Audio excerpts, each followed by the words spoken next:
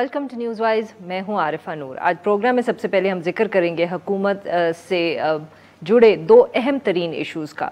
वफाकी काबीना ने बरतानवी तहकीकाती अदारे ब्रॉडशीट से मुतल्लिक जस्टिस रिटायर्ड अजमत शेख साहब की सरबराही में काम करने वाली जो इंक्वायरी कमीशन है उसकी रिपोर्ट को पब्लिक कर दिया है, और साथ में ये भी कहा है कि मुख्तलिफ शख्सियात के खिलाफ फौजदारी मुकदमात कायम किए जाएंगे। पाकिस्तानी सियासतदानों समेत दीगर शख्सियात की बैरून मुल्क जो ये मुबैना जायदादों का सुराग लगाने के लिए नैब और ब्रॉडशीट के दरमियान 2000 के अंदर एक मुआहदा हुआ था, जिसके बाद में 2002 के अंदर मनसूख कर दिया गया था, जबकि दिसंबर 2020 में हुकूमत पाकिस्तान को तकरीबन $30 मिलियन के करीब जो रकम थी वो ब्रॉडशीट को बतौर जुर्माना अदा करना पड़ी।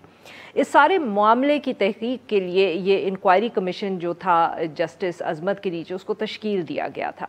वफाकी वज़ीर फवाद चौधरी साहब, जिन्होंने आज कैबिनेट मीटिंग के बाद एक प्रेस कॉन्फ्रेंस की, उन्होंने उसके अंदर कहा कि जो अब फैसला ये किया गया है कि जो नैब के साबिक प्रोसिक्यूटर जनरल अहमद बिलाल सूफ़ी साहब थे, साबिक डिप्टी कमिश्नर बराए लंदन अब्दुल बासित साहब और मुआहदा करवाने वाली जो शख्सियत तारिक मलिक साहब, इनके अलावा भी 2 शख्स हैं, इन सब के ऊपर फौजदारी मुकदमात जो है वो कायम किए जाएंगे। इसके साथ साथ फवाद चौधरी साहब ने यह भी कहा कि साबिक सदर आसिफ अली जरदारी साहब के खिलाफ जो स्विस मुकदमात ब्रॉडशीट इंक्वायरी कमीशन की सिफारिशात के रोशनी में खोले जाएंगे।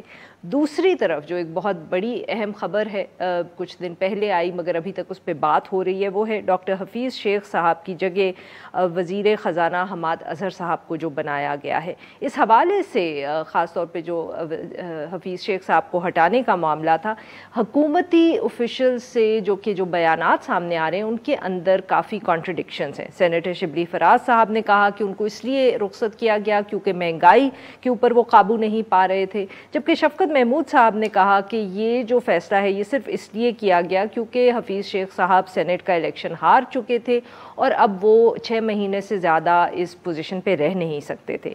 इसके साथ साथ ये भी इत्तलात आ रही हैं कि शौकत तरीन साहब जो माजी में पाकिस्तान पीपल्स पार्टी की हुकूमत के साथ काम करते रहे हैं और एक बहुत जाने पहचाने बैंकर हैं, उनको भी मावन खसूसी बनाने की बात हो रही है। इन सब इश्यूज़ के ऊपर बात करने के लिए आज हमारे साथ मौजूद हैं शफकत महमूद साहब, वफाकी वज़ीर तालीम। Welcome to the show sir. जी शुक्रिया। जी शफकत साहब, सर सबसे पहले तो ये बताइएगा कि ये ब्रॉडशीट के हवाले से बहुत अहम फैसला किया। पहले तो यही सिर्फ इत्तलात आ रही थी कि आप लोग पब्लिक करेंगे रिपोर्ट को, पर आपने ये भी फैसला कर लिया है कि 5 शख्सियात के खिलाफ केसेस बनाए जाएंगे। तो कुछ सर हमें बताएं तफसील के किस तरह फैसला किया गया, कौन पसू करेगा इन केसेस को, कुछ हमारे साथ सर डिटेल्स शेयर करिएगा।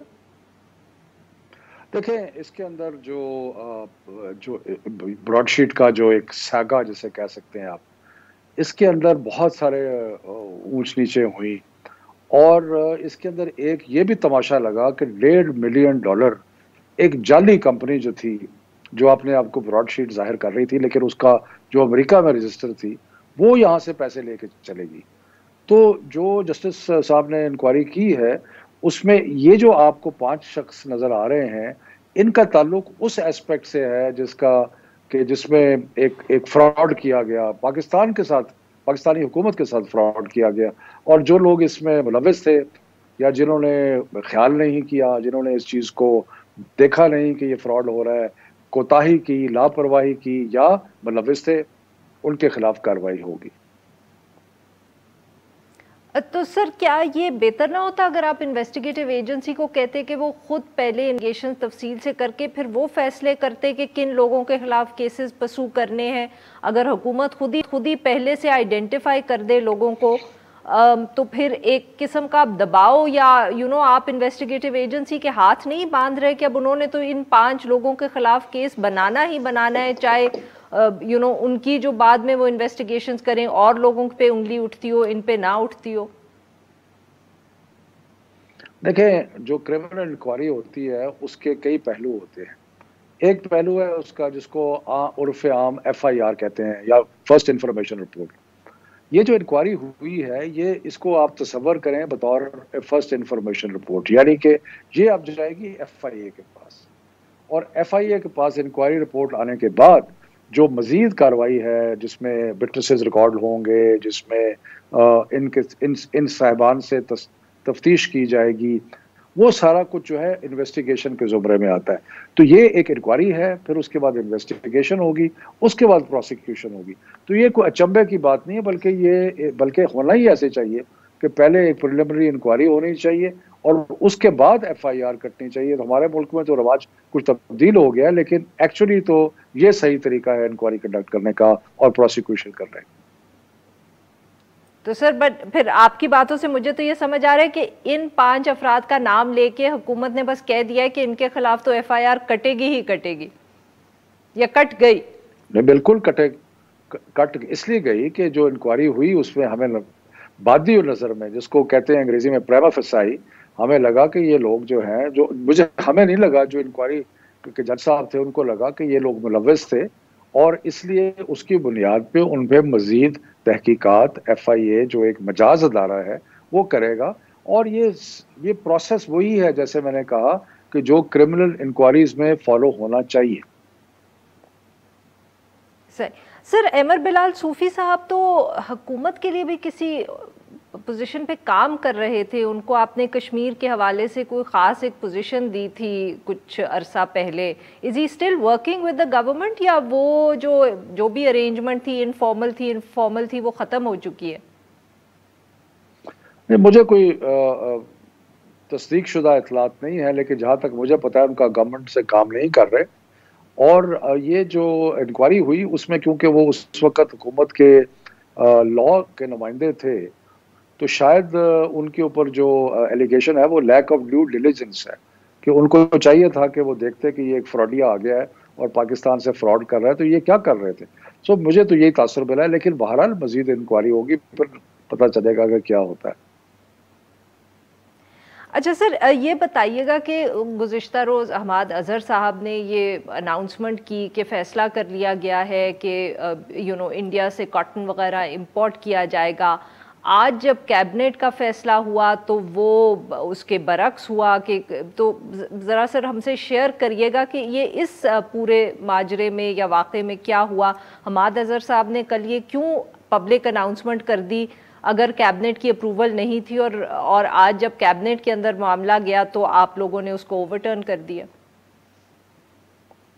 دیکھیں، بات یہ ہے کہ کیبنٹ کی کمیٹیز ہوتی ہیں، میں بھی ایک کیبنٹ کی کمیٹی جو ہے اس کو ہیڈ کر رہا ہوں. تو کیبنٹ کمیٹی ہوتی ہے، اس کا کام یہ ہوتا ہے کہ وہ کیبنٹ کو اپنی سفارشات پیش کرے.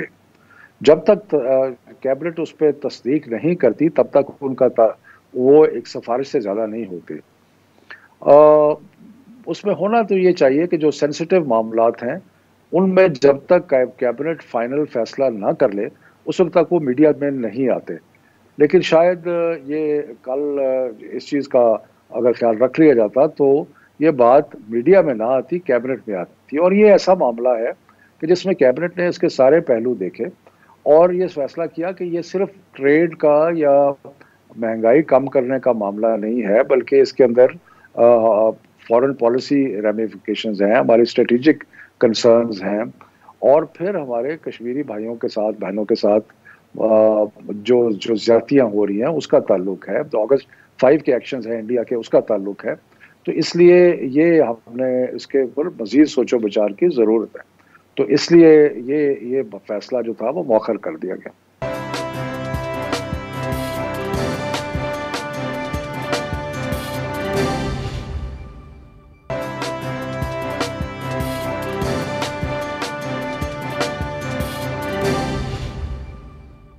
سر حماد اظہر صاحب نے پھر کیا ہم کہہ سکتے ہیں کہ ان کا ان ایکسپیرینس تھا جو کل انہوں نے کر دی یہ بات؟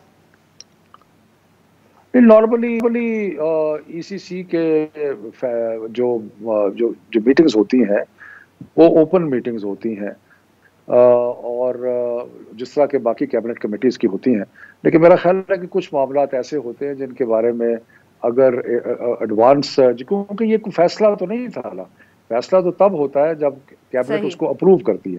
اور تو اس لیے کچھ جو سینسٹیو معاملات ہوتے ہیں میرا خیال ہے کہ اس کو اس وقت تک میڈیا میں نہیں آنا چاہیے جب تک کیبنٹ اس پہ اپنی مہر تصدیق نہ لگا دے. سر آصف علی زرداری صاحب کے سوئس کیسز کا بھی ذکر ہو رہا ہے میڈیا میں کہ حکومت نے وہ بھی فیصلہ کیا کہ ان کو دوبارہ دیکھا جائے گا، کھولا جائے گا. Is that really as easy as the government makes it sound?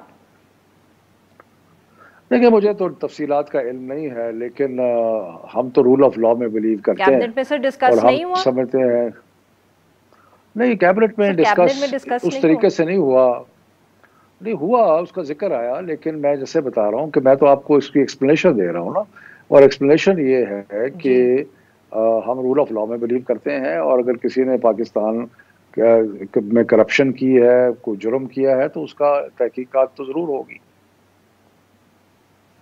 اچھا سر، حفیظ شیخ صاحب کا معاملہ، اب سر شبلی فراز صاحب کا جو انیشل کامنٹ تھا جب حفیظ شیخ صاحب کو ہٹایا گیا تو وہ مختلف تھا، آپ نے گزشتہ روز مختلف بات کی ہے. کیا معاملہ بنا؟ کیا یہ فیصلہ پہلے ہو چکا تھا؟ کیونکہ کہا جا رہا ہے کہ اور بھی کیبنٹ کے اندر تبدیلیاں کی جائیں گی، ان کو بعد میں اناؤنس کیا جائے گا. اتنی جلدی کیا تھی جب کچھ روز پہلے سینٹ کا الیکشن وہ ہارے ہیں تو وزیر اعظم صاحب نے پبلکلی ایک میڈیا میں آیا کہ ان کو کہا کہ آپ کنٹینیو کریں، کوئی فکر کی بات نہیں ہے. پھر ہفتوں کے اندر ایسی کیا تبدیلی آئی کہ آپ نے نہ صرف ان کو ہٹایا بلکہ اس طرح ہٹایا کہ شبلی فراز صاحب نے کہا کہ مہنگائی کی وجہ سے وہ گئے ہیں؟ میرا خیال ہے کہ اگر آپ نے دیکھا ہوگا کہ سینیٹر شبلی نے بعد میں جو ٹویٹ کیا، انہوں نے حالات کو، انہوں نے اس کو مزید ایکسپلین کیا. تو بات یہ ہے کہ میں آپ کو بتا رہا ہوں، آن دا ریکارڈ بتا رہا ہوں کہ حفیظ شیخ صاحب کی بڑی اچھی پرفارمنس تھی، لیکن وہ بدقسمتی سے سینٹ کا الیکشن ہار گئے. ہم نے سینٹ کا ٹکٹ دیا جو کہ پارٹی کے بہت سارے لوگ اس کے امیدوار تھے. اور کیوں ٹکٹ دیا تھا؟ اس لیے ٹکٹ دیا تھا کہ ہم چاہتے تھے کہ وہ کنٹینیو کریں بطور وزیر خزانہ. لیکن وہ الیکشن ہار گئے. جب الیکشن وہ ہار گئے تو جون 10 کو ان کا ٹینیور ختم ہو رہا تھا. بجٹ ابھی تیار ہو رہا ہے، بجٹ پریزنٹیشن ہونی ہے، سارا کچھ ہونا ہے. تو اس لیے پھر وہ اپنا کردار اس طریقے سے ادا نہ کر سکتے جس طرح کہ ایک فل فلیج وزیر خزانہ کرتا ہے. تو اس لیے حفاظ اظہر صاحب کو، جو کہ الیکٹڈ ایم این اے ہیں، ان کو کہا کہ آپ چارج لیں وزارت خزانہ کا، تاکہ بجٹ میکنگ پروسیس میں وہ شامل ہوں اور بجٹ کو پریزنٹ کریں. تو سر حماد اظہر صاحب، کیا حفیظ شیخ صاحب جو ہیں وہ جون 11 تک نہیں کر سکتے تھے؟ تو پھر جو وزیر اعظم صاحب جس دن وہ الیکشن ہارے تھے حفیظ شیخ صاحب، اس دن کیوں وزیر اعظم صاحب نے کہا کہ آپ کنٹینیو کریں؟ مطلب کہ میڈیا میں یہ خبر آئی تھی، کیا وہ خبر غلط تھی یا تب حکومت کچھ اور سوچ رہی تھی؟ کیونکہ اس وقت تو اطلاعات ایسی تھی. سر آبویسلی آپ کو بہتر پتا ہوگا کہ وہ کہہ رہے تھے کہ شاید خیبر پختونخوا سے یا کہیں اور سے ان کو الیکشن لڑوا کے سینیٹر بنا دیا جائے. آپ اگر سمجھتی ہیں کہ ساری خبریں میڈیا میں صحیح ہوتی ہیں تو یہ آپ کا خیال ہے. میں تو سمجھتا ہوں سر تبھی تو آپ سے پوچھ رہے ہیں نا کہ پھر آپ ان کو کانٹرڈکٹ کر دیں گے. نہیں اسی لیے تو سر پوچھ رہے ہیں نا کہ وہ پھر غلط تھیں تو آپ بتائیں گے ہمیں. کچھ چیزیں میڈیا میں صحیح ہوتی ہیں، کچھ اسپیکولیشنز ہوتی ہیں، کچھ کائٹ فلائنگ ہوتی ہے، کچھ ریالٹی ہوتی ہے. تو میں نے جو آپ کو عرض کیا کہ حفیظ شیخ صاحب کا جو جانا ہے وہ صرف اس لیے بنا، سرکمسٹانس سے ایسے بن گئے کہ ان کا ریٹین کرنا مشکل تھا. صحیح. اور یہ فیصلہ جس دن وزیر اعظم صاحب نے ان کو کہا کہ آپ کنٹینیو کریں، اس کے بعد ہوا ہے، یہ اس دن فیصلہ نہیں ہوا تھا. دیکھیں فوری طور پہ جب کوئی شخص الیکشن ہار جاتا ہے تو آپ یہ نہیں کہتے کہ اچھا جی فوری طور پہ آپ فارغ ہو جائیں. لیکن دیکھیں جب جو بیٹھ کے جب اینالائز کی گئی سچویشن تو یہ دیکھا کہ بجٹ آنے والا ہے. اس بجٹ کے اندر حفیظ صاحب اگر انوالو ہوتے ہیں تو وہ پریزنٹ نہیں کر سکیں گے. 10 جون کو ان کا ٹینیور ختم ہو رہا ہے بطور فائنانس منسٹر. اس سے پہلے کئی کام ہیں کرنے والے. تو بہتر یہ سمجھا گیا کہ کار سرکار کو بہتر طریقے سے چلانے کے لیے کہ ایسے شخص کو لایا جائے کہ جو ایم این اے ہے اور جو اس کو اپنے منزل تک پہنچا سکتا ہے. صحیح. اور سر اگین معاف کریے گا بٹ ذکر کریوں میڈیا اطلاعات کا، شوکت ترین صاحب کا بھی نام آ رہا ہے کہ شاید ان کو بھی لایا جائے as part of the finance team. وہی فائنانس ٹیم جس کی کیا کہتے ہیں کہ چینج کرنے کی بات شبلی فراز صاحب نے بھی کی اور لوگ بھی کر رہے ہیں کہ پوری فائنانس ٹیم کو ان اے وے چینج کیا جا رہا ہے. از شوکت ترین صاحب آلسو کمنگ ان؟ دیکھیے مجھے اس کا کوئی ایگزیکٹ اندازہ نہیں ہے، لیکن شوکت ترین صاحب پہلے بھی ہمیں ایڈوائز کرتے رہے ہیں، اور اس میں اگر وہ کسی ایڈوائزری کاؤنسل کے سربراہ کے طور پہ آتے ہیں تو یہ بات کوئی ایک ہی نہیں ہوگی. بولے وہ پرانے بینکر ہیں، اور اگر وہ سمجھتے ہیں، فائنانس منسٹر بھی رہے ہیں، تو حالات کا سمجھتے ہیں. تو اگر پاکستان کی بہتری کے لیے اگر ہم مختلف لوگوں سے کنسلٹ کریں تو اس میں کوئی برائی نہیں ہے. سر صرف کنسلٹ کریں گے یا ان کو ایڈوائزر بنانے کا بھی کہیں کوئی حکومت میں سوچ رہا ہے یا کنسیڈر کر رہا ہے؟ ابھی تک مجھے ایسی کوئی اطلاع نہیں ہے. اچھا، بٹ دیٹ مینس کہ اٹ از اے پاسبلٹی. سر اس کے علاوہ بھی ذکر کیا جا رہا ہے کہ کیبنٹ کے اندر اور تبدیلیاں کی جائیں گی. عامر ڈوگر صاحب نے 1-2 انٹرویوز دیے، انہوں نے کہا کہ اس طرح کی بھی بات ہو رہی ہے کہ 1-2 ایڈیشنل وزیر لائے جائیں گے، کچھ وزراء جو ہیں ان کے پورٹ فولیوز چینج ہوں گے.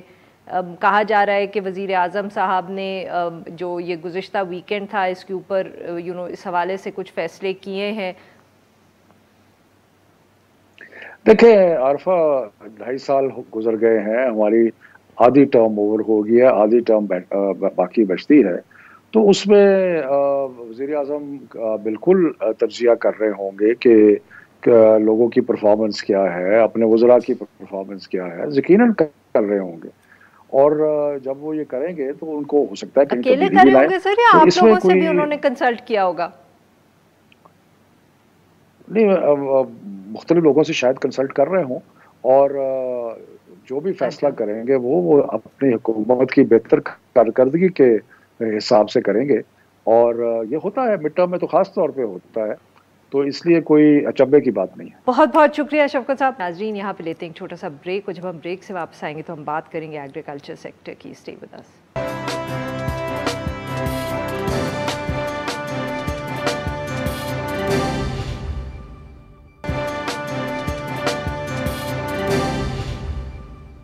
Welcome back. پروگرام کے اس حصے میں ہم ذکر کریں گے بھارت کے ساتھ تجارت اور جو مختلف آئٹمز کی امپورٹ کے اوپر 2 متضاد فیصلے حکومت کے دیکھنے کو آئے ہیں.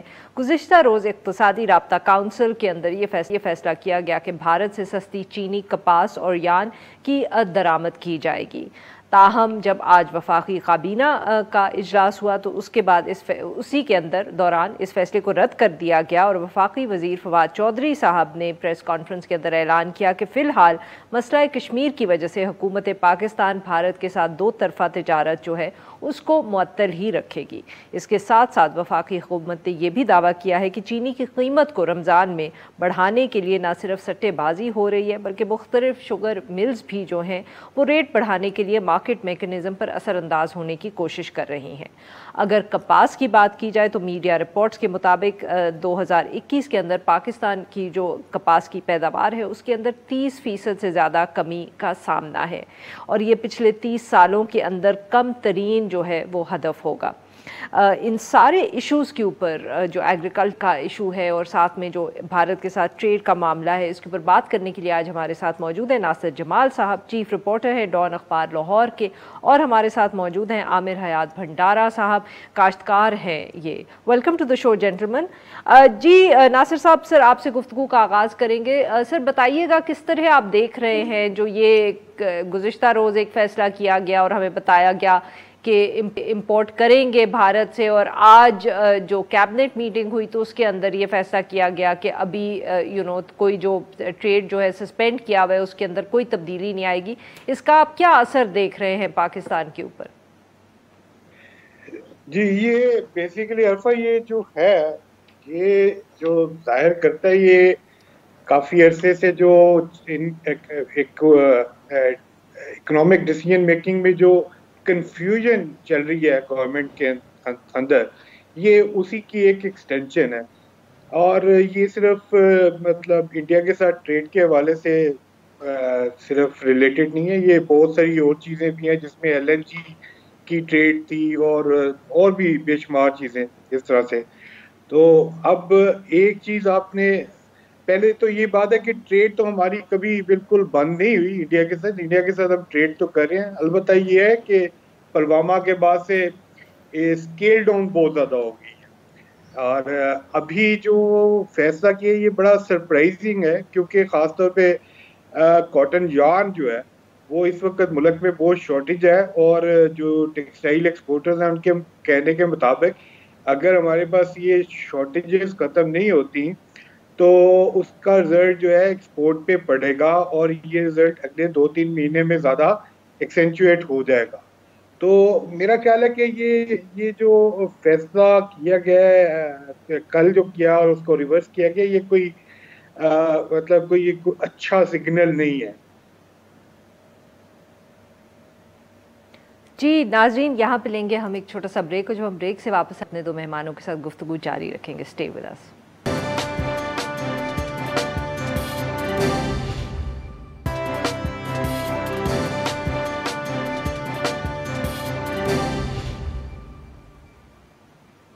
ویلکم بیک ناظرین. ہم گفتگو کر رہے ہیں ناصر جمال صاحب سے اور عامر حیات بھنڈارا صاحب سے، اور ہم ان سے بات کر رہے ہیں جو اوور آل اس وقت کموڈیٹیز کی صورتحال ہے پاکستان کے اندر، اور ایگریکلچر سیکٹر کے اوپر بات کریں. جی بھنڈارا صاحب، سر یہ آپ اس پہ بات کریے گا. جو ناصر جمال صاحب نے تو حکومتی پالیسی کی بات کی، کیا وجہ ہے سر ہماری کیوں کاٹن کی کراپ ہر سال اتنی کم ہوتی چلی جا رہی ہے؟ کہ ہم بات کر رہے ہیں بار بار کہ انڈیا سے امپورٹ کی جائے، پاکستان کی اپنی پیداوار بڑھانے کے لیے کیا کوئی اقدام نہیں کیے جا رہے؟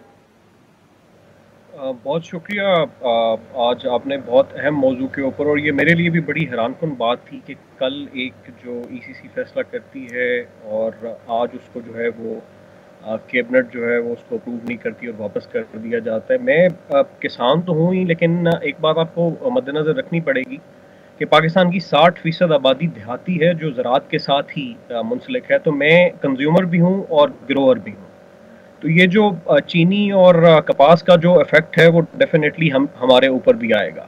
اگر ہم صرف کپاس کی بات کر لیں تو ناصر صاحب نے آلریڈی بتا دیا ہے کہ ہم اس سال جو ہے وہ شارٹیج پہ ہیں، ہم نے پروڈیوس نہیں کی. اب اس میں بہت سے معاملات ہیں جس میں حکومت کی جو پالیسیز ہیں وہ کسانوں کے فیور میں نہیں رہی. آپ بیج جو ہے وہ اس لیول کے اوپر ہم پروڈیوس نہیں کر پائے لوکلی بھی، اور شاید ہم امپورٹ بھی نہیں کر پائے کسی پالیسیز اور لاز کی وجہ سے جو ہماری پروڈکشن کی طرف جاتا. پالیسی ٹیبلز کے اوپر بھی زیادہ تر جو باتیں ہیں وہ سبسڈیز کے اوپر رہیں، جبکہ ہماری جو پروڈکشن کی انہانسمنٹ ہے اور پروڈکٹیوٹی ہے اس کے اوپر ہماری بات نہیں کی گئی. ورلڈ بینک کی طرف سے رپورٹ تھی کہ آپ پانی کنزیوم بہت زیادہ کر کے بھی جو 5 میجر کراپس ہیں ان کا جو جی ڈی پی میں حصہ ہے وہ صرف 5% ہے. تو اس میں جو ٹیکسٹائل ملز ہیں ان کا رول بھی ڈسکس کیا جانا چاہیے کہ انہوں نے اس کو پراپرلی جو ہے وہ ریورس انٹیگریٹ نہیں کیا فارمرز کو، جس طرح رائس میں کیا گیا. کہ چونکہ جو فارمر ہے وہ ڈائریکٹ لنک کرتا ہے جنرز کے ساتھ، تو ہمارے جو پاکستان کی جننگ انڈسٹری ہے وہ ابھی تک جو ہے وہ کوئی سینچری اولڈ ٹیکنالوجی کے اوپر چل رہی ہے، اس کو کوئی پراپرلی اپڈیٹ نہیں کیا گیا. ٹیکسٹائل مل کے اوپر جیسے جب ان کو کمی کا سامنا ہوتا ہے تو لوکل فارمر سے ان کو ملے نہ ملے، دے ہیو این اپارچونیٹی کہ وہ باہر سے جو ہے وہ امپورٹ کر سکتے ہیں. اور آپ کو یاد ہوگا دسمبر میں حکومت نے جو تمام ڈیوٹیز تھیں وہ بھی ویو آف کر دی تھیں کاٹن امپورٹ کے اوپر، جبکہ وہی ٹائم تھا جب فارمرز ڈیسائیڈ کر رہے ہوتے ہیں اپنی کاٹن کی کراپ کے اوپر، یا وہ ییلڈ کر رہے ہوتے ہیں یا نیکسٹ کراپ جو ہے وہ سوئنگ کی طرف لے کے جا رہے ہوتے ہیں. چینی کا بھی اس سے ملتا جلتا ہی ہے. آپ دیکھیں کہ جس ایریا میں پہلے کاٹن ہوتی تھی وہاں پہ پھر شوگر نے اپنا ایریا جو ہے وہ بڑھا دیا. ابھی بھی جو آپ کی کاٹن کی پیور بیلٹ ہے اس میں شوگر جو ہے وہ بہت زیادہ ہوتی ہے. اور اسی چونکہ یہ دونوں معاملے ایک ساتھ ملے ہوئے ہیں اور آپ ڈسکس بھی کر رہے ہیں، سر اس کی وجہ کیا ہے؟ یہ بار بار سب بات کرتے ہیں کہ شوگر کی آؤٹ پٹ کم ہو گئی ہے، زیادہ چینی لگائی جا رہی ہے. اس کی کوئی اور بھی تو وجوہات ہوں گی نا؟ فارمرز کو کیا انسینٹیو ہے کہ وہ کاٹن چھوڑ کے شوگر گرو کرتے ہیں؟ دیکھیں فارمرز کو جو میجر انسینٹیو یہ ہے کہ وہ ان کو پیسے جو ہیں وہ اکٹھے مل جاتے ہیں ایک کراپ کے اینڈ کے اوپر. اور شاید یہ سال جو ہے وہ بہت سالوں کے بعد ایک اچھا سال رہا جب جو آپ کی پرائس ہے وہ 250 روپے سے زیادہ رہی. ایک بات یہاں پہ میں ایک اور بھی بتا دوں کہ حکومت نے جو کیلکولیٹ کی تھی پرائس وہ 190 روپے تھی، اور جو سفارش کی گئی تھی اس کی کراپ کی پرائس کی گنے کی وہ 200 روپے من تھی. اٹ مین صرف 5% پروفٹ فارمر کو دیا گیا تھا. اگر وہی چیز جو ہے وہ 12 سے 17% پروفٹ پہ ہوتی تو شاید گنا بھی جو اس سال کم ہوا ہے پچھلے سالوں کی نسبت وہ بڑھ جاتا. یہاں پہ میں ایک اور بات آپ کے توسط سے حکومت کو اور آپ کی عوام کو یہ بتانا چاہوں گا کہ تقریباً پچھلے 10-12 سال کے اندر پہلی دفعہ کین کمشنر پنجاب کا آفس تھوڑا سا متحرک ہوا ہے. جو شوگر فیکٹریز کنٹرول آرڈیننس 2020 امینڈڈ تھا اس کے بعد.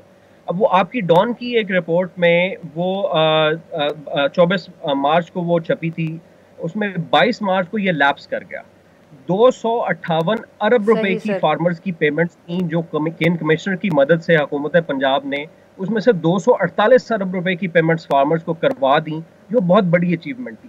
جیسے ہی یہ جو آرڈیننس بالکل سر, یہ ناصر صاحب کو بھی ذرا مجھے اس گفتگو میں شامل کرنی دیجیے گا. جی ناصر صاحب, یہ جو حکومت اس وقت اقدام کر رہی ہے بقول ان کے کہ یہ جو ڈسٹریبیوٹرز کو انہوں نے جا کے ریڈ کیا, وہ شوگر مل اونرز کے ساتھ بھی گفتگو کر رہے ہیں یا ان سے سوالات کر رہے ہیں, تو سر کیا سچ مچ اس طرح کے اقدام سے چینی کی قیمت نیچے لائیں گے, وہ لا سکیں گے؟ جی عارفہ, یہ کافی دفعہ اس پہ آپ سے بھی بات ہوئی ہے, لیکن میرا خیال یہ ہے کہ یہ اس طرح کے اقدامات سے جو ہے یہ مطلب آئی واش قسم کے اقدامات ہیں, اس سے کچھ نہیں ہونے والا جب تک آپ اپنی پالیسی نہیں چینج کریں گے. یہ جو بھنڈارا صاحب کہہ رہے ہیں کہ اتنے % پروفٹ ملا اور اس سے زیادہ ملنا چاہیے تھا, یا فلاں کراپ کی اگر پرائسنگ جو ہے وہ پہلے سے فکس ہو رہی, میرا خیال ہے کہ یہ پالیسی ہی غلط ہے.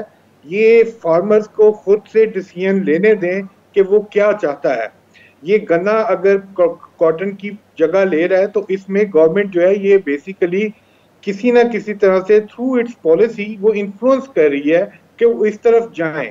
تو یہ اس وجہ سے آج ہم یہ دیکھ رہے ہیں جو مطلب فارمر جو ہے اگر اس کو کاٹن پسند ہے تو وہ کاٹن اگائے, اگر اسے سن فلاور میں پیسہ مل رہا ہے تو اس کو وہ اگانا چاہیے. ناصر صاحب, آپ یہ کہہ رہے ہیں کہ حکومت کی پالیسیز ایسی ہیں جس کی وجہ سے فارمر کو یہ لگتا ہے کہ وہ اگر گنا اگائے گا تو اس کے لیے بہتر ہوگا کاٹن اگانے سے؟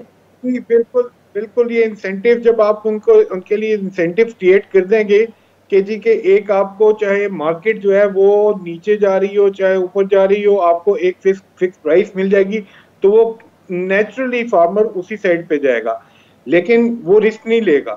ٹھیک ہے, لیکن آپ اس کو اگر چھوڑ دیں, آپ اس کو کہنے اپنی مرضی کریں تو پھر وہ دیکھے گا, پھر وہ سوچے گا کہ مجھے اس کراپ میں فائدہ ہے تو وہ اس کراپ کی طرف جائے گا. کبھی نقصان ہوگا, کبھی فائدہ ہوگا. You've always been against government intervention. جی running out of time. Bhandara صاحب کوئکلی سر, آپ کوئی کنکلوڈنگ ریمارکس یا ریاکشن دینا چاہیں ناصر صاحب نے جو بات کی ہے؟ جی بالکل, ناصر صاحب نے ایک اچھا پوائنٹ ریز کیا ہے. دیکھیں فارمر ابھی بھی وہی کرتا ہے جس میں اس کو پیسہ ملتا ہے, وہ اسی طرف جاتا ہے, لیکن ہمیں تھوڑی سی آسانی پیدا کرنی ہوگی فارمر کے لیے بھی. اس کی مارکیٹ جو ہے اس کے لیے اس کو ڈیولپ کرنا پڑے گا. میں آلریڈی بات کر چکا ہوں کہ ہم جو پروڈکٹیوٹی انہانسمنٹ ہے اس کے اوپر فارمر کو سپورٹ نہیں کر رہے. اب جس طرح میں نے پہلے بات کر رہا تھا کہ جیسے ہی آپ کا جو آرڈیننس لیپس ہوا ہے 10 ارب روپے کی پیمنٹس جو ہیں وہ فورن ملرز نے روک دی ہیں. Same is with the case of cotton. آپ کاٹن جو ہے وہ جب تک اس کی پروڈکٹیوٹی انہانسمنٹ کی طرف نہیں جائیں گے, آپ اس کو کس طرح اپنی ٹیکسٹائل کو پرووائڈ کر سکیں گے؟ اور یہ اسی وقت ممکن ہوگا جب حکومت کو انیبلنگ انوائرمنٹ پیدا کرے گی. شوگر اکیلی جو شوگر اس دفعہ ہمیں شارٹ فال نظر آ رہا ہے, اگر یہی ہم گڑ اور جو لوکل ہماری براؤن شوگر ہے اس کے کارخانے لگاتے, بزنس ریکارڈر کی رپورٹ ہے زاہد بیگ کی, اس میں اگر پڑھ لیں آپ تو ہمارا بہت سے کام آسان ہو جاتے ہیں. ہندوستان کی $4 بلین کی ایکسپورٹ ہے صرف گڑ اور اس کے ساتھ کی مصنوعات کی. تو ہم اگر فارمرز کو اس طرح کے چھوٹے چھوٹے چیزوں کی اگر پروڈکٹیوٹی اور ساتھ مینوفیکچرنگ اور ویلیو ایڈیشن کی شاید ہمیں ضرورت ہے یہاں پہ لوکل لیول کے اوپر, اس کے ساتھ ہی ہم بہتر طور پر زراعت کو آگے لے کے جا سکتے ہیں. اور ریسرچ اینڈ ڈیولپمنٹ میں بہت زیادہ ضرورت ہے. پچھلے بجٹ میں کاٹن کے لیے تو حکومت نے بالکل شاید رکھا ہی نہیں پیسہ جس میں کاٹن کی ریسرچ اینڈ ڈیولپمنٹ کے اوپر کام کر سکے. اور اب ہم جو کاٹن اور یہ دونوں بڑی جو میجر ہماری پروڈیوسرز ہیں وہ اور باہر سے امپورٹ کرنے جا رہے ہیں, اور شاید گندم کے ساتھ بھی ایسا ہوگا. بہت بہت شکریہ ہمارے تو مہمانوں کا, انہوں نے ہمارے ساتھ گفتگو کی. ناظرین بس اتنا ہی. We'll be back tomorrow at the same time.